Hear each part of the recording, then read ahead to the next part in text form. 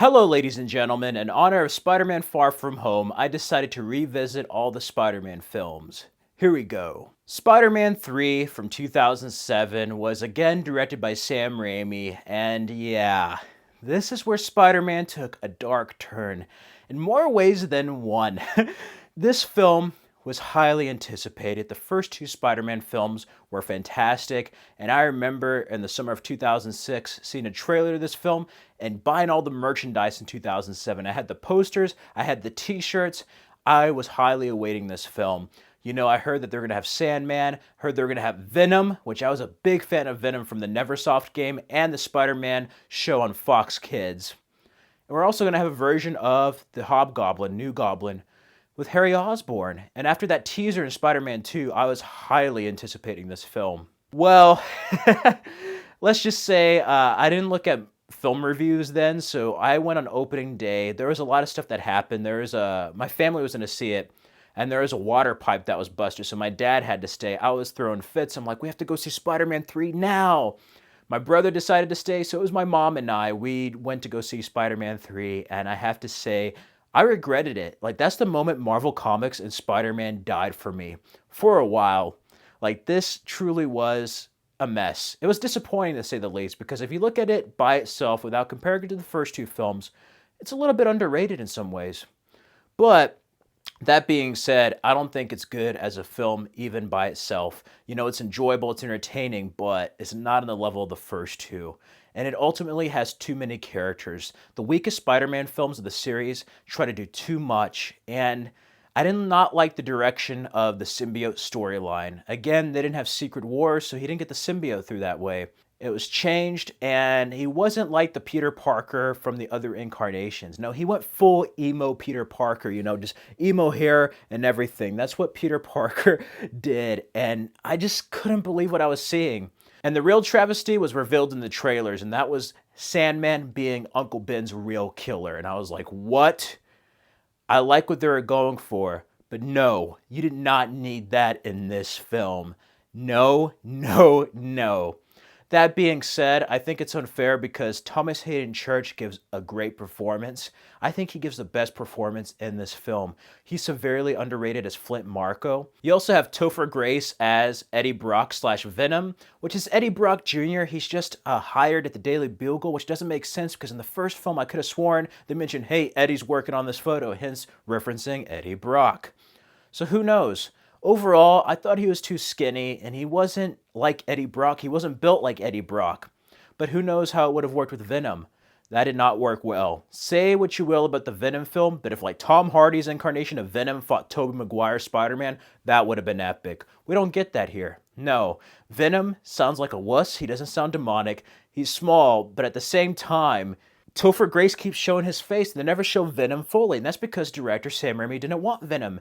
Avi Arad, the producer, wanted Venom, and you could tell the producers and people behind the scenes had more control over this film than Sam Raimi. Sam Raimi really had his heart set on Sandman, which has a very human story, a tragic story, much like Doc Ock and in some ways Green Goblin.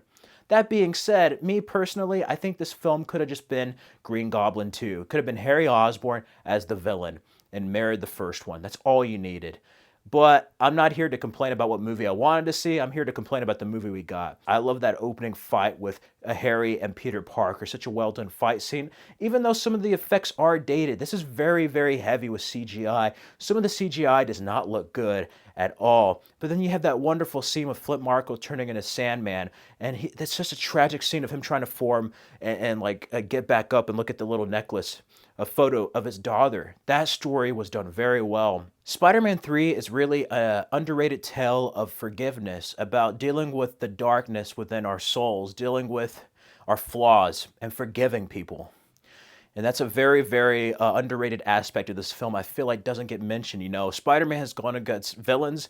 He's had the key to the city in this film, but now he has to face himself and the flaws within himself. And that's something very deep, and I feel like if it was executed better, this could have been really something different, you know? Much in the way of like Iron Man Demon in the Bottle storyline from the comics, it really could have done something to that level. And pretty much Peter Parker is set on vengeance after finding out Flint Marko is Uncle Ben's killer. He gets a symbiote suit, and that's where the film starts to kind of fall apart. Harry Osborn loses his memory after that opening fight. There's a romance with Mary Jane, and Mary Jane really does not get much to do. You have the horrible opening musical number. How did she go from being a model to like a stage actress to being like Broadway singer? I don't know. Meanwhile, you have a really, really late edition of Gwen Stacy, played by Bryce Dallas Howard. She doesn't do a good job here, and the character's not needed. It doesn't make sense to have Gwen Stacy when that was his girlfriend in high school, like, at all. Like, no. Maybe they put it there for the Venom story. I don't know. You could tell a lot of money went into this, but the money just wasn't on the screen all the time. You did have some great action set pieces besides the beginning. You have the crane building collision. You also have the construction scene that was done very well. The bell tower scene was straight from the cartoon comics. I like that stuff. And you do have some comedy with like musical numbers and Peter Parker going all Saturday Night Fever dirty dancing, but it just appears silly and cringeworthy. Like, yeah, it's funny, but like, what the hell? I thought he was gonna be like Robin Banks and stuff. It's just really campy and cringeworthy. But I don't like Mary Jane's relationship with Peter Parker in this film. Peter Parker needs to pay attention. I agree. He needs to do more for his girlfriend, soon-to-be wife. But he's trying to help her out. She's not listening. She's always complaining in this movie. And worst of all, when she's in trouble, when Harry Osborn threatens her, say, break up with Peter Parker or I'm going to kill him, she knows he's fucking Spider-Man. She could just tell Peter Parker, hey, Harry remembers everything. He's just trying to kill you. Spider sense out or something. Like, they could have done that. I don't know why they took that direction. It became very much like a soap opera. Even though I do like James Franco's performance, especially where he's like eating the pie and he's just like so good when he tells Peter Parker that he's the other guy. And I also love their fight. Their fight is very funny. It was like, I saved you in high school and I'm going to kick your ass. I love that. And then Peter Parker saying, oh, is Gobby Jr. crying?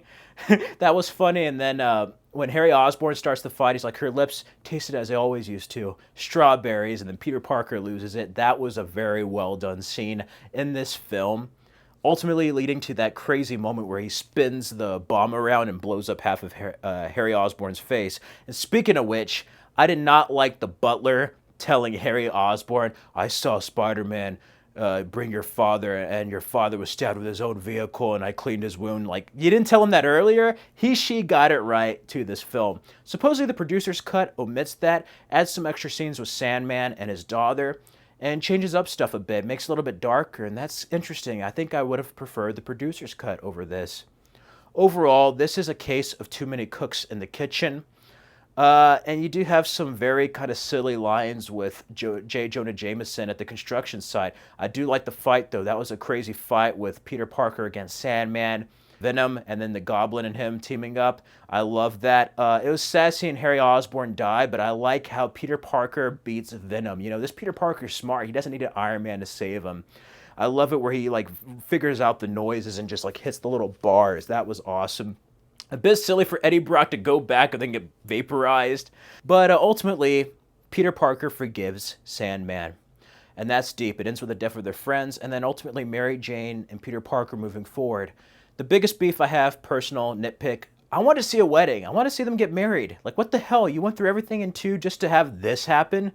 This film did so much damage, not only to this trilogy, but to the Spider-Man legacy. And I know it's okay if you like this film. Okay, there's some parts to enjoy, but it's a step down, quite a bit down from the first 2 films.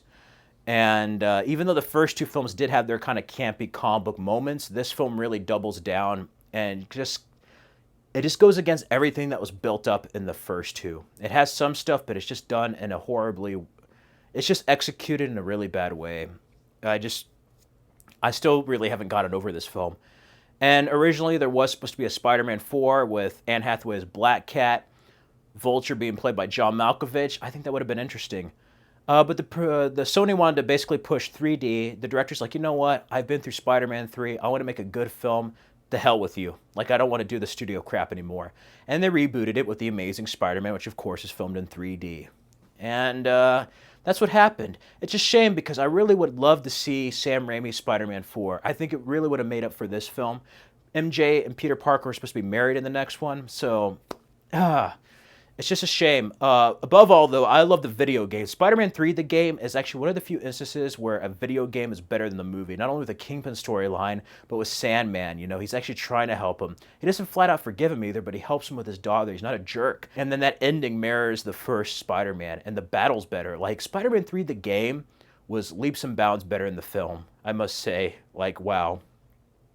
So I had to give Spider-Man 3 a score. I give it a 2 out of 5 and a C minus. Spider-Man 3 is just a really cringeworthy, bad Spider-Man film. As a film on its own, it's actually quite enjoyable. It has some underrated moments, moments like the comics. Another thing I don't like is because of the falling out the director and Danny Elfman had, you didn't have Danny Elfman's score, and it was kind of missing something, you know? You had the composer who did the Ghost Rider film, and something was really missing with this movie. When it opened up, something just felt wrong, you know? It's like when you watch Terminator 3 or other third films, Blade 3, where you're just like, this isn't going to be like the first two, is it? I have a bad feeling about this. And it's just a missed opportunity, a disappointing missed opportunity. And it did damage to the Spider-Man series that it really still hasn't fully recovered from, I don't think. No. Caused 2 reboots to happen, and it's sad. It was a successful film. It cost a lot, but it was a successful film. Very mixed. A lot of people are warming up to it more now than then, but me, as a Spider-Man fan, this stopped me from being a fan of Spider-Man. Like, on film. Like, after this, I was just like, that killed Spider-Man for me. He was my second favorite hero behind Batman. And after this movie, Superman took that spot. Like, I still haven't really felt the way I did about Spider-Man since the first 2 films. Not until the PS4 video game and the Tom Holland film. So, this film, it has its moments, but it's just disappointing. Yep, those are my thoughts on Spider-Man 3. Feel free to follow me on the Stardust app at Fred Film Fanatic. And let me know what you think about Spider-Man 3. Do you enjoy it? What are your favorite moments? Do you hate it? Let me know your thoughts down in the comments below. Feel free to like and subscribe for more videos. You can check out my previous Spider-Man videos and stay tuned for my review of The Amazing Spider-Man, aka the first reboot.